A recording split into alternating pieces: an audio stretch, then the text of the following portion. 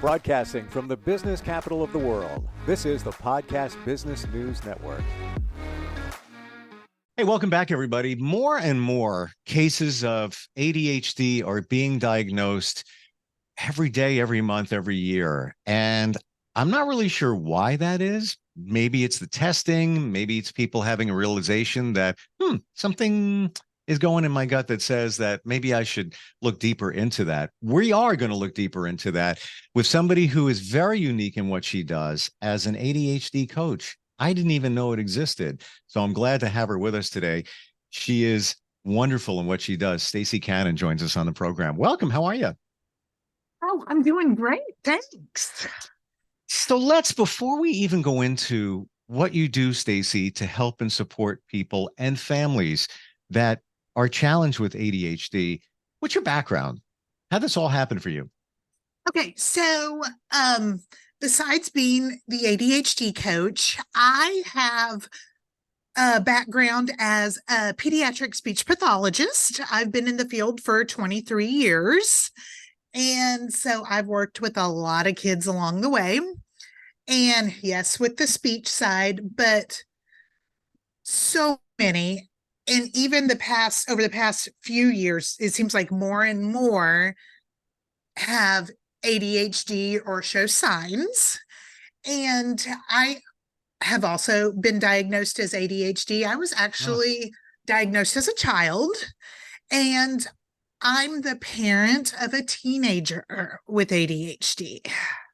So I have to ask this question right there at that point. And this is what I've learned along the way, even in the last year or two, that it is genetic. And that's what it sounds like. A lot of people I know, a lot of adults have children with ADHD, have children diagnosed as well. Yes. Okay. Yes, it is absolutely right. And what I'm finding in my coaching experience, of parents coming to me for their child, and once we have more education about what ADHD is and so forth, a lot of times they're like, oh, I think I might be ADHD myself. So not uncommon for me to hear that. I wanted to share with you the same exact thing. We're on the same page here. More and more adults I'm finding are realizing in their 30s, sometimes even in their 40s, that they think they might have ADHD, and then they discover that they do, but so much later in life. Yes. And really, I think I was unique and fortunate. My mother was an educator, and so that helped get a diagnosis early on. Sure. Yeah. It was more on her radar because of what she did, I would assume. Yes, absolutely. Wow. When you help people, what kind of strategies do you use? And even before I get to the rest of that question, because we talked about adults and children, do you support or coach adults as well? I do. Yes. Okay. And what kind of strategies do you use to help people with their focus and their productivity? So when we kind of start delving into things, I'm going to be asking a lot of questions. And one of those is, when do you see your brain on the most during the day? For me, it's in the morning. Back in the day when my kids used to have help from us when they needed help with homework, I don't want to hear about it at 7 o'clock. I want to hear about it at 4 o'clock. And so when they start paying attention to themselves, that's one strategy, because the idea is when they're on, they're going to get more done. Yeah. And then we talk about how they feel like they take information in. If we're talking about having a focus for school or whatnot, it could be them walking around. Maybe if they have to read, listening to an audiobook. So finding out those things and scheduling it in. One, so they remember, but if it's something that is a daily thing, even if it's something routine, just kind of having that visual can help with the focus. Because sometimes these tasks are going to take maybe 2 minutes, but it's just getting started or having that reminder. Hmm. It's, I think it applies to all of us, to be honest with you, Ah, in terms of scheduling, figuring out what your rhythm is, what works for you, but then even more so with ADHD. You got to be more mindful, or if your parent needs to be. yes. And always Mm. the big ones: diet, sleep, Yep. exercise, which I know It's life. easier said than done. Yeah, yeah, but everybody should be mindful of those three things there Yes. for the best performance, the just feeling overall better. But yeah, and I would imagine for families that deal and work with ADHD, that stuff is even harder to even keep a child, in terms of sleep and nutrition and all of that, right? It is. Yeah. Absolutely. Mm. What what works for your kids? What works for you in terms of keeping your attention there when performing a task? I know for me that I'll throw on some music in the background, and initially I'll say to myself, well, I'm going to listen to the music and not really work. But after a while, I get into a rhythm and it's like, bam, okay, I got that done. I got that done. I'll just keep the music going in the background. What are some of those things that you suggest that, or things that just work for you and your family? You know, for me as an adult, I used to be in an environment where I shared a workspace when I was doing speech therapy. And my role as the supervisor was more on the paperwork side. So I was by the computer and I'm writing reports and preparing for meetings. But at the same time, there were kids coming in because this was at a school, and my partner was doing the therapy, and it was super hard to focus on what I needed to get done because I love talking to the kids and saying hello and all that. But I finally realized that I had to put music on. And I was telling my friend, my coworker, I was like, look, I'm working on this. So if I'm ignoring you, don't sweat it. Yeah, And she's like, oh, yeah, you're fine. So that is one thing. but I get And you. I'm right there with you. Like if somebody walked in right now, I'm in a studio, it's you and me. Somebody walked in, no disrespect to you. I'd be like, hey, how's it going? Like I would, because you want to be respectful. And let's face it, we are social creatures. So right away you would gravitate there. But what happens? Derails your focus. And now add ADHD on top of that, even more of a challenge. yeah, and something when I was a lot younger, and I'm sure a lot of people experience this, but going to church every Sunday and sitting there was brutal for me. Not that, I mean, just like having to sit still because there's a proper etiquette and so forth. And it's funny because after I graduated high school and I would come back home, my family switched churches after that, but this certain pastor in the bulletin, he had little fill in the blank notes. That helped me pay attention better. They have that in my church too. It's, I know, right? Yeah. it's like little things, and depending on what situation, you're going to have different things that are going to help you. Yeah. But what I'm learning from you today, Stacey, is identifying what those things are. And that's what coaching does. There you go. There you go. That's kind of the aha moment because Mhm. I don't even realize that until you just said it. Like even the church thing is like, yeah, we have the pamphlet and it follows along, but there's areas where you fill in the blank and it helps you focus. But I Mhm. didn't realize that until you said it because I'm Yeah. just like on autopilot when I show up. And same thing for, pretty much anything we do. Our subconscious is running us, 90% of the time. So we are basically in a way on autopilot, not so mindful of those things. You mentioned exercise. We all hear it's so important. Why? What's going on when you exercise that I guess maybe chemically, physically that is really important for us? you know, just the aerobic side of it. And I'm not a doctor, but in layman's terms, it gives you those feel good endorphins Okay. that help with focus. So The theory is after you exercise, go sit down and do something that you need to get done.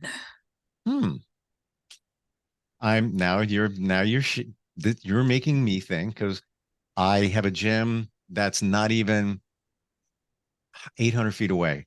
And I try to go, didn't go today, but I try to go first thing in the morning. But I guess that makes sense because as soon as I get to work, bam, I jump in. Mhm. So I didn't even think of that. Hmm. Yeah. And Wow. even as little, just start with 30 minutes. Sure. Yeah. And anything can be exercise, even walking. We minimize walking. It's so Yes. important. Oh, yeah. Absolutely. So I want It's to talk about your coaching approach because everybody's different. So how do you tailor? What's the starting point when you work with somebody? How do you tailor it to them? Okay, so once somebody contacts me, and the first couple sessions are going to be us getting to know each other, getting their background. Once all that's done, I have them fill out a form on executive function skills, which is essentially your thinking and doing skills. And that's going to kind of help me um moving forward. So I'll get the strengths and the weaknesses on that. And then what I do is I'm asking, what have you tried before? What Hmm. hasn't worked for you?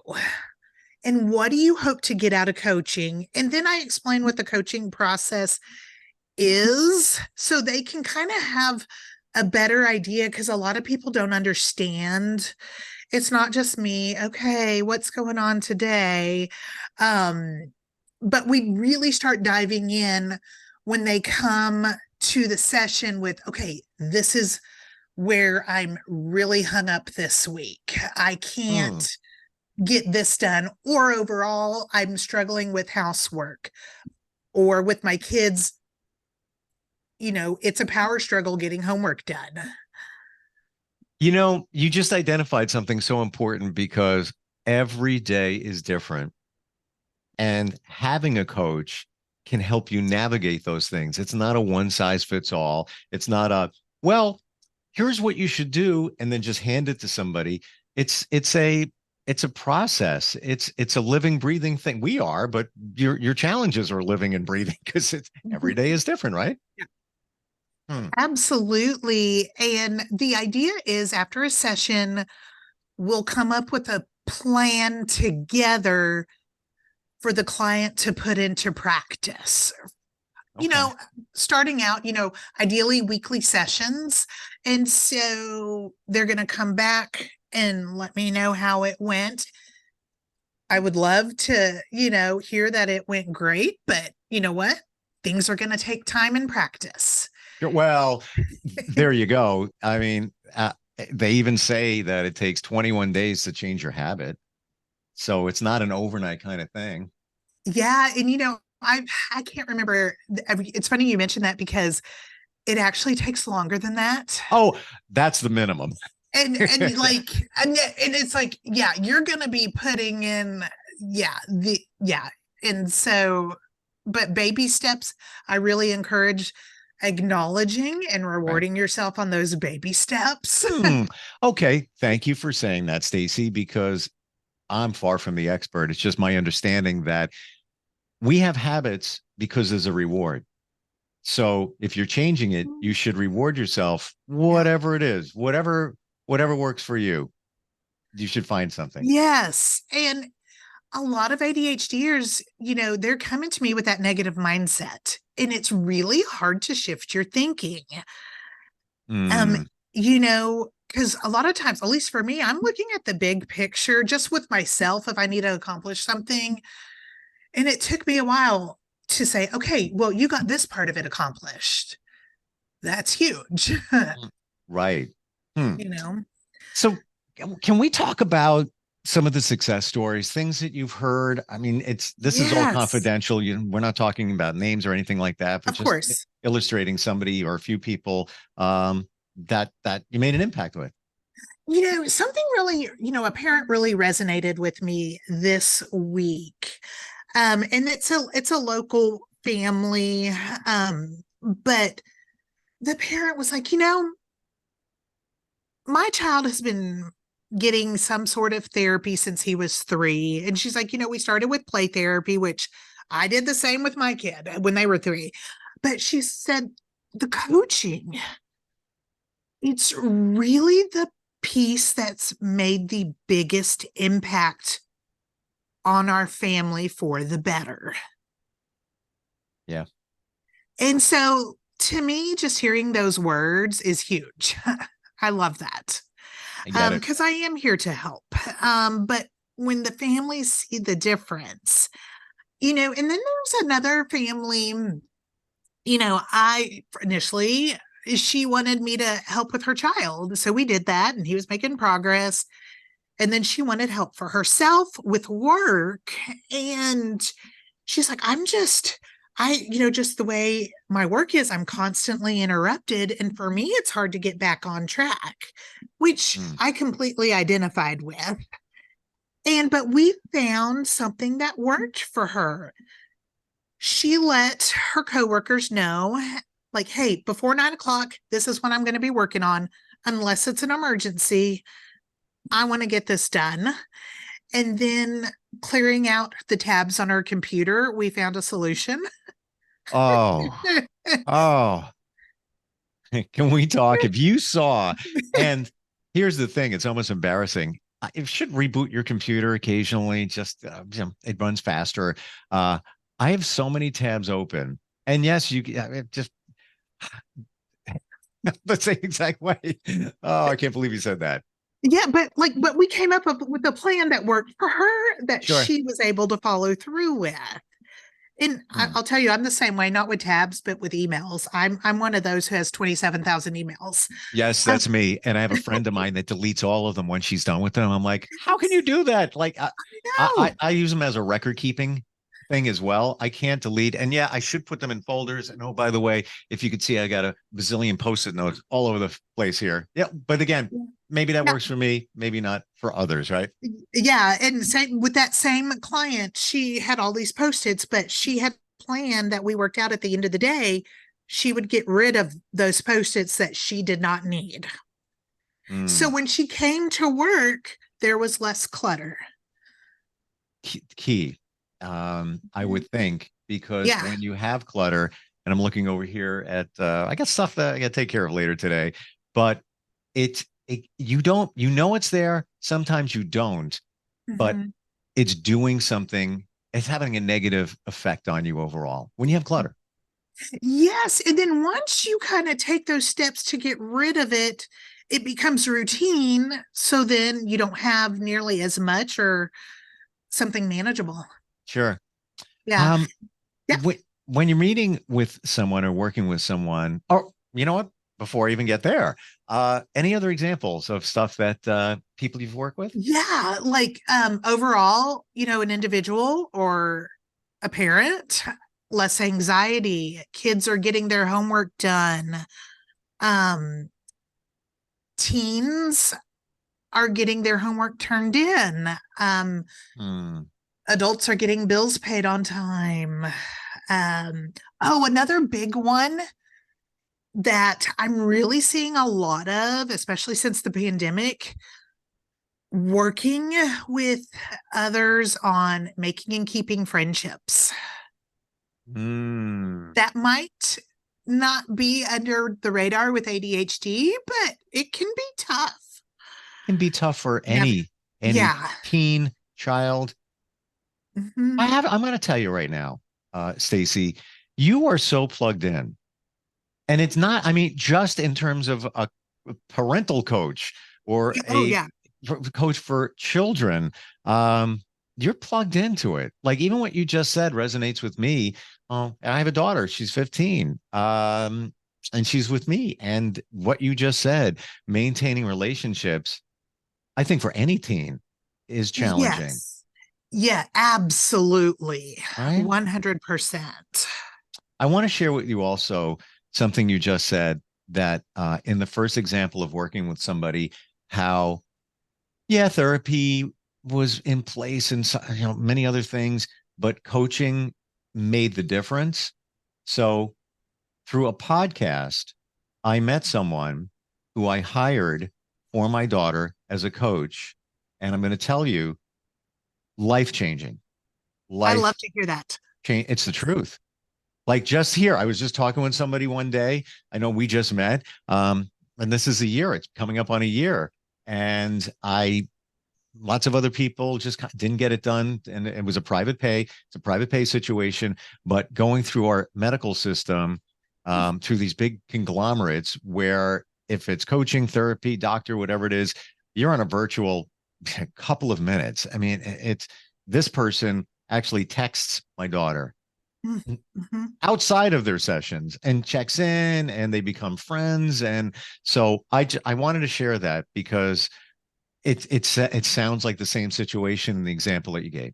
Yes. And I'm so glad that you found something that worked, because I've been there as the parent who, Oh, a long time ago, before I even knew what coaching was, and really before like coaching was a thing, I got you. 10 years ago or so. I mean, yes, it was a thing, but anyways, yeah, because it's frustrating as the parent. Oh my gosh. It is. It's essentially like a full-time job finding the care team for your kid. Yes. And nowadays, pretty much I would believe almost every teen probably needs therapy. I mean, the CDC says there's a mental health crisis going on right now with teens, Oh, mostly girls. absolutely. Yes. Yes. And I'm a girl mom. So Oh, well, hey. And there you go. Wow. You how do you measure the progress? I wouldn't even know where to start with that. okay, so really what I'm kind of looking at are things kind of is on the outside when they're coming back in. One, did they put the practice into, into play? How are they coming to me? Because there's a lot of times they're like, oh my gosh, I tried this. And I look at their face, because even during the session, if we're just talking about the plan, I love when I see on the teen's face, they're like, oh, you know what? I'm actually going to write this down. It's like, what I don't think it's necessarily words of wisdom, but when you're talking with an ADHDer, it's like, oh, um, a neurotypical just writing something down would be no big deal. But, you know, Right. I watch kind of what their kind of body language is showing me. And then,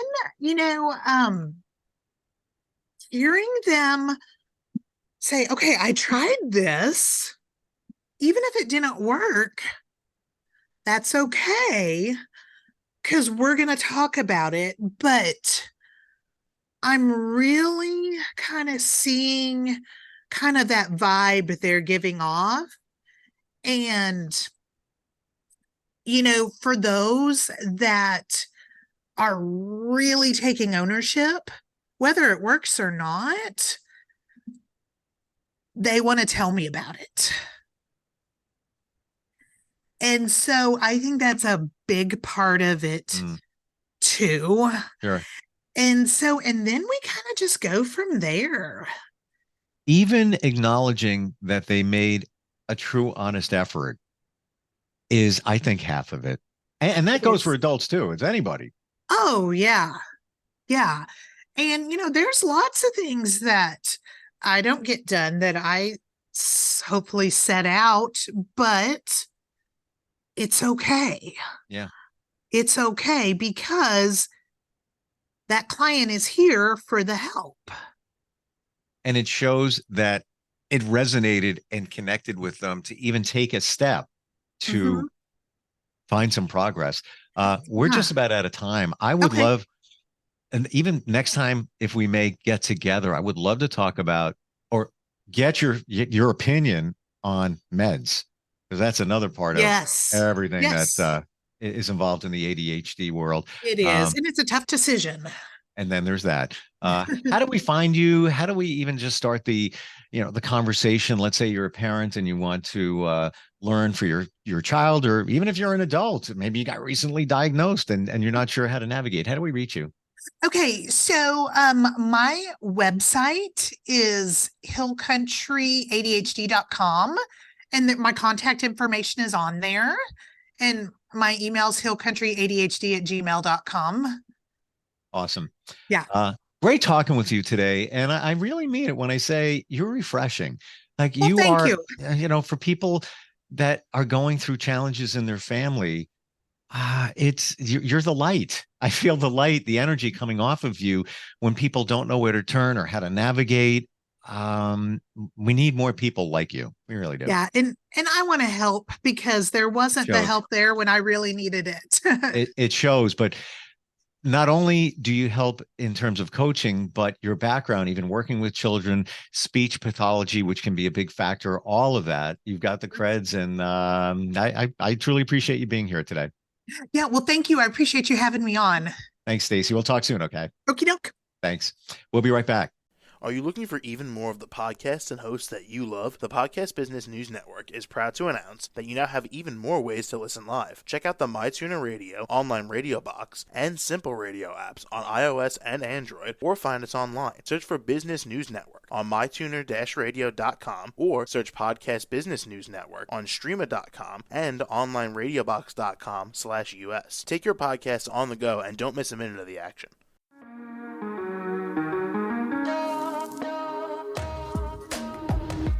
Broadcasting from the business capital of the world, this is the Podcast Business News Network. For nearly 2,000 severely injured veterans, everyday life has become filled with barriers.